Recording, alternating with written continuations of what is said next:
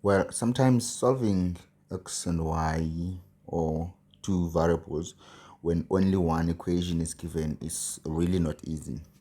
It needs someone to apply some mathematical inductions so to have the relationship between the left hand side and right hand side, so as to figure out what are these values, what are these possible values that may be given here. Now, looking at this equation, you are having 2x minus 2 to the power of y then is equal to 496. Looking at the right hand side, you could see that you are having the difference, which is positive there. Now, that makes this 2 to the power of x to be bigger than this one. So let's take note that now we are having 2 to the power of x being greater than 2 to the power of y. So this is what we know for now. That makes x as well to be greater than y, because when this is greater than 2 to the power of y, that makes this exponent to be greater than this other exponent, especially when the bases are the same. So what do you go about doing this one? Let's look at this equation once again. The idea here, thank you for figuring it out first, but how I wish we could just find some factors here. Let's just factorize this left hand side. Let's try to factorize left hand side. Yes, there is nothing common, but there is always a common thing in everything. So let's just find or try to factorize the 2 to the power of y.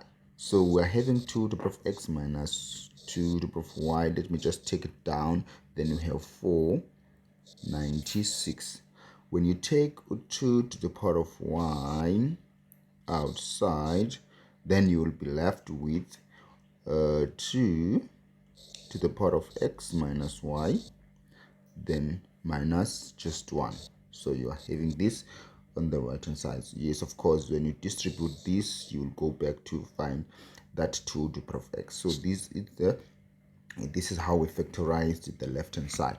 So let's go to the right hand side. How about factorizing that one? So let's just find some products that can give us 496. What about 16 times 31? 16 times 31, you can just make some trial and errors there, but 16 times 31 will give you exactly that 496. You can just find the product of its prime factors as well, which is 16 times 31. For now, we have factorized both sides of the equation, but we really wish to make the right hand side to be the same as the left hand side somehow.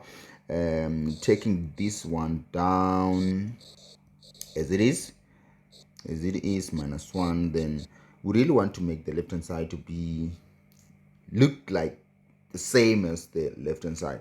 So what we can do, we have 16, which can be 2 to the power of 4. Yeah, we're trying to equate some bases as much as we can.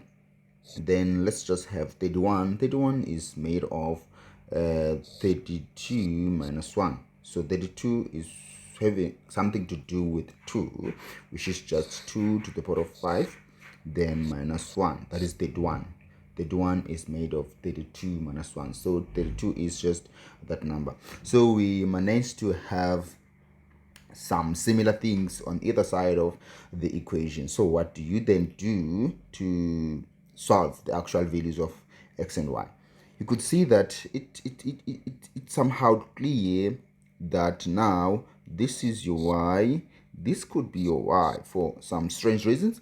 Now let's rush and see that we are having 5 here, and here we are having the difference of two variables, which is x and just that y. So that makes it something familiar with the right hand side as well. When we have 2 to the power of y, then 2 to the power of x minus y, then minus 1. Let's try to make things looks alike on the right hand side as well. 5 is made of can you see that you are having y there? let's just use that 4 as y. So to get 5, you simply have 2 to the power of, we have 9 minus 4. So 9 minus 4 is just 5. I just want to have this idea on this other side. Now, after that, this makes things looks the way they have been arranged in the left hand side. Then in the right hand side, you can now take things that correspondingly in terms of positions. Now what are we having? We're having y there, and the y there is just equated to 4. Then we can say y is equal to 4. Then let's look at the inner function this side. Then we're having 9 minus 4, which means 9 minus y, which means this 9 belongs to x. As you can see, the position that is corresponding to the left. Now what are we having? We have x is equal to 9, so that makes x being greater than y as our initial condition right there. So x is 9, then y is 4, so 9 is truly greater than just 4. So I think these are the solutions that are possible for this equation, and hence you can see that we really don't have the second equation. So you just have to find a way to equate the right hand side in terms of the looks and rearrange all the perimeters that are found on the other side of the equation. So this is actually how this one could be solved using mathematics approach. Otherwise, one can just take it manually by just using the trial and errors, within the values of x that can go there, the values of y that can go there, that can make the left hand side to be greater than the right hand side. But it is wise to approach it mathematically, this problem, so that you don't